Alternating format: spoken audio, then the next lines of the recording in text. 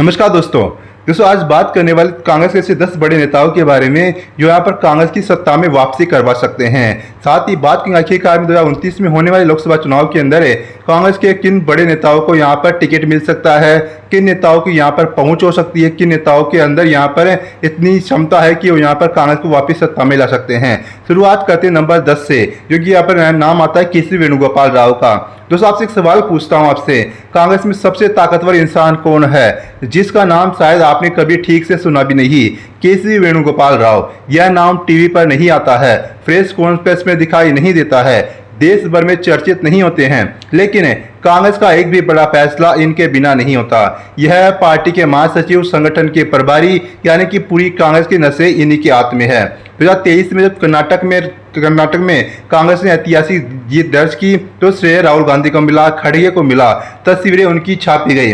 लेकिन टिकट कौन तय करता है, रणनीति मतदान केंद्र तक कौन पहुंचाता है, किसे किस सीट पर उतारना है, यह पेचीदा फैसला कौन लेता है? वो है केसी वेणुगोपाल राव। राजनीति में एक बहुत पुरानी कहावत है, असली ताकत वह नहीं जो मंच पर दिखाई दे, बल्कि वो जो पर्दे के पीछे से खेल खेले। वेणुगोपाल राव ठीक यही करते हैं। केरल से आते हैं, शांत स्वभाव वाले इंसान है, बहुत कम बोलते हैं, लेकिन जब बोलते हैं तो पार्टी इनकी बातें सुनती है। और एक बात जो मैं आपको थोड़ी देर बाद बताऊंगा, इस पूरी लिस्ट में एक ऐसा नेता भी है जो एक बार कैमरे में पकड़ा गया, गिरफ्तार हुआ और फिर मुख्यमंत्री बन गया। वो किस्सा आप आगे मैं आपको बताऊंगा। अब बात करते हैं नंबर 9 की, जो कि नाम है जयराम रमेश का। दोस्तों सूट बूट की सरकार, यह लाइन जब राहुल गांधी ने मंच पर बोली तो पूरे देश में हंगामा मच गया। भाजपा को जवाब देना पड़ा, प्रधानमंत्री तक को सफाई देनी पड़ी। लेकिन एक राज जो बहुत कम लोग जानते हैं, यह लाइन राहुल गांधी ने नहीं लिखी थी, यह लाइन लिखी थी जयराम रमेश ने। जयराम रमेश कांग्रेस के प्रवक्ता है, पर सिर्फ प्रवक्ता नहीं, पार्टी का वो दिमाग है जो हमेशा एक कदम आगे सोचता है। मनमोहन सिंह की सरकार में यह पर्यावरण मंत्री थे और इन्होंने अपने कार्यकाल में सैकड़ों बड़े औद्योगिक परियोजना पर रोक लगाई। पर्यावरण रक्षा के नाम पर उद्योगपतियों की नींद उड़ गई, कोई इन्हें मंत्री नहीं रुकावट कहने लगा। लेकिन रुकिए, इनके बारे में एक और बात है। जयराम रमेश अब तक 10 से ज्यादा किताबें लिख चुके हैं, भारतीय अर्थव्यवस्था पर, पर्यावरण पर, इतिहास पर। राजनीति में कलम और जुबान दोनों ताकतवर हो ऐसे नेता बहुत ही दुर्लभ होते हैं। लेकिन सिर्फ किताबें लिखने से सत्ता नहीं आती। तो आगे चलते उस नेता की तरफ जिन्होंने सत्ता खोई, अपनों की बगावत झेली, फिर भी मुस्कुराते हुए खड़े रहे। नंबर 8 पर आते हैं अशोक गहलोत। साल 2020 राजस्थान सचिन पायलट की ने 18 विधायकों के साथ बगावत कर दी। सरकार किसी भी पल गिर सकती थी, पूरा देश देख रहा था, टीवी पर ब्रेकिंग न्यूज चल रही थी। और फिर गहलोत ने कुछ किया जो किसी ने सोचा भी नहीं था। उन्होंने बाकी सभी कांग्रेस विधायकों को एक होटल में ठहरा दिया। हफ्तों तक बाहर जाने की इजाजत नहीं, कोई बाहरी संपर्क नहीं, और सरकार बची रही। जादूगर, और यह कोई सहयोग नहीं है, लोग उन्हें जादूगर कहते हैं। असल में अशोक गहलोत के पिता एक पेशेवर जादूगर थे। जी हाँ, मंच पर जाकर जादू के करतब दिखाते थे। और अशोक गहलोत भी ने खुद बचपन में यह कला सीखी। बाप का जादू बेटे ने राजनीति के मंच पर दिखाया। 3 बार राजस्थान के मुख्यमंत्री बने। राजस्थान की राजनीति में सबसे पुराने और चालाक खिलाड़ियों में से एक है। और हाँ, 2023 में चुनाव हारे, सरकार गई, लेकिन गहलोत को राजनीति में खत्म घोषित करना उनकी उतनी ही बड़ी भूल है जितना किसी जादूगर से यह कहना कि तुम्हारे पास अब कोई भी चाल नहीं बची है। अब आगे नंबर 7 है, और यहाँ एक ऐसी कहानी है जो भारत से बाहर से आती है, एकदम संयुक्त राष्ट्र तक पहुंचती है। नंबर 7 पर आते हैं शशि थरूर। दोस्तों साल 2006 संयुक्त राष्ट्र का महासचिव पद, दुनिया का सबसे बड़ा कूटनीतिक ओहदा, और उस दौड़ में एक भारतीय नाम था शशि थरूर। वो लगभग जीत ही चुके थे, अमेरिका उनके पक्ष में खुलकर था, लेकिन मतदान के आखिरी दौर में चीन ने वीटो कर दिया। बस एक वीटो, शशि थरूर राष्ट्रीय संयुक्त राष्ट्र के महासचिव बनते बनते रह गए। आप एक पल के लिए सोचिए दोस्तों, अगर चीन ने वीटो न किया होता तो शशि थरूर कभी भारतीय राजनीति में नहीं आते। कांग्रेस को एक बौद्धिक चेहरा कभी नहीं मिलता। एक रुकावट ने एक दरवाजा बंद किया तो दूसरा दरवाजा खोल दिया। तिरुवनंतपुरम से कई बार सांसद रहे। 2022 में खड़गे के खिलाफ कांग्रेस अध्यक्ष का चुनाव लड़े, लेकिन हार गए। लेकिन 1000 वोट से ज्यादा पाए, यानी कि पार्टी ने एक तरफ एक तबका है जो इनके साथ है। उनका ऑक्सफोर्ड का भाषण है जहां उन्होंने अंग्रेजों से मुआवजे की मांग की।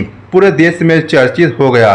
शशि थरूर की ताकत यह है कि वह भारत को दुनिया के सामने उसी भाषा में रखते हैं जो दुनिया समझती है। लेकिन अगला नेता नंबर 6 पर है। उसकी कहानी किसी फिल्मी कहानी से कम नहीं है।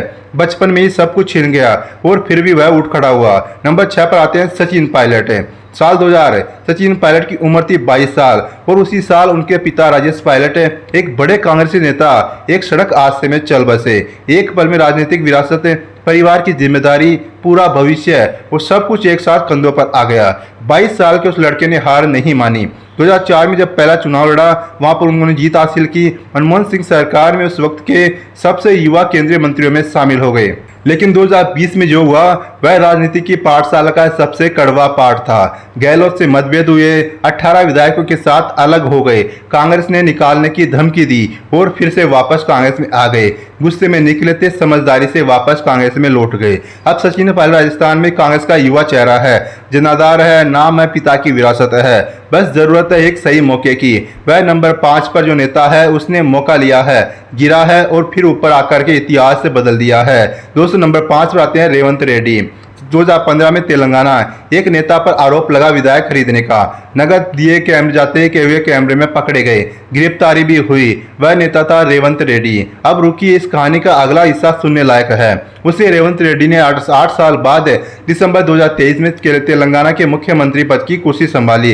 तेलंगाना का पहला कांग्रेस मुख्यमंत्री के चंद्रशेखर राव, जिन्हें अजय माना जा रहा था, उनकी भारत राष्ट्र समिति का तेलंगाना पर पूरा कब्जा था। उन्हें हराकर रेवंत रेड्डी मुख्यमंत्री बने। तेलुगु देशम पार्टी से आए थे, फिर कांग्रेस में शामिल हुए और दक्षिणी भारत में कांग्रेस को एक नई ताकत दी।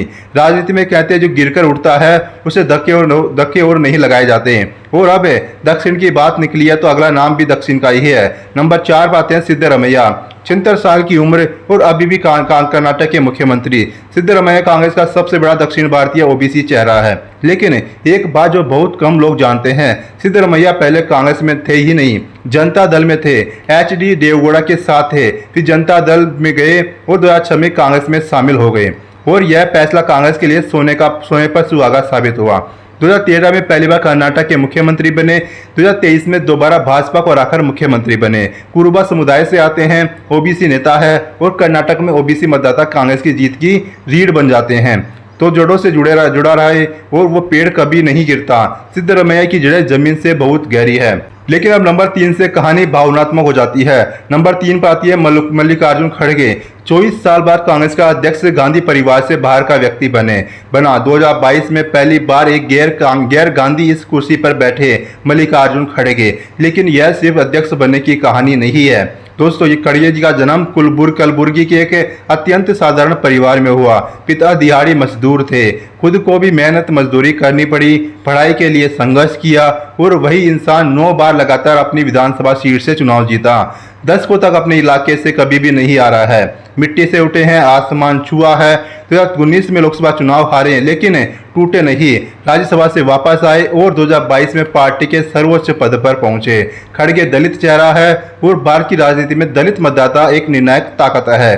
कांग्रेस को अगर सत्ता चाहिए तो यह चेहरा बहुत जरूरी है। अब बचे हैं सिर्फ 2 नाम। नंबर 2 पर आते हैं प्रियंका गांधी वाड्रा। 2024 का चुनाव वायनाड केरल। दोस्तों प्रियंका गांधी ने पहली बार चुनाव मैदान में कदम रखा और जीत का अंतर था 3.64 लाख से ज्यादा मतें। दोस्तों पहला चुनाव और इतनी भारी जीत। लोग कहते थे प्रियंका कभी नहीं उतरेगी, वह पर्दे के पीछे ही रहेगी। लेकिन जब वह उतरी तो जवाब खुद ब खुद मिल गया। एक बात जो बहुत कम लोग जानते हैं, प्रियंका गांधी 2019 से उत्तर प्रदेश में कांग्रेस की महासचिव थी। वह चुपचाप काम कर रही थी, जमीन समझ रही थी, चुनावी पेचीदगियां सीख रही थी। इसके साथ ही दोस्तों वह मैदान में उतरी तो जमीन पहले से ही तैयार थी। लोग इन्हें इंदिरा गांधी से जोड़ते हैं। वही तेवर, वही जनता से जुड़ाव, वही आंखों में चमक है जो विरोधी को सोचने पर मजबूर कर देता है। बेटी है तो दादी की राह पर चलती है और यही उनकी सबसे बड़ी ताकत है। कांग्रेस को मजबूत महिला नेतृत्व की जरूरत है और प्रियंका उस खाली जगह को भर सकती है। लेकिन दोस्तों अब नंबर 1 है, क्योंकि नंबर 1 पर आते हैं राहुल गांधी। मार्च 2023 से सूरत की एक अदालत ने राहुल गांधी को दोषी ठहराया, 2 साल की सजा सुनाई और उसी दिन उनकी लोकसभा सदस्यता रद्द कर दी गई। टीवी पर बहस होने लगी, राहुल गांधी का राजनीतिक जीवन समाप्त हो गया है ऐसा कहा जाने लगा। कांग्रेस बिना नेता के हो चुकी है, अब क्या होगा कांग्रेस का। लेकिन हुआ क्या, अगस्त 2023 में सर्वोच्च न्यायालय ने उस सजा पर रोक लगा दी और राहुल गांधी वापस आ गए। 2024 में चुनाव में रायबरेली और वायनाड 2 जगह से चुनाव जीते और जो 10 साल में नहीं मिला था लोकसभा में नेता प्रतिपक्ष का पद है वह भी उनको मिल गया और जो मर मर के जीता है उसे जमाना मिटा नहीं सकता। लेकिन राहुल गांधी की असली ताकत यह सब नहीं है। असली ताकत है भारत जोड़ो यात्रा। 4000 किलोमीटर से ज्यादा पैदल चले कन्याकुमारी से कश्मीर तक, ठंड में, गर्मी में, बारिश में बिना रुके।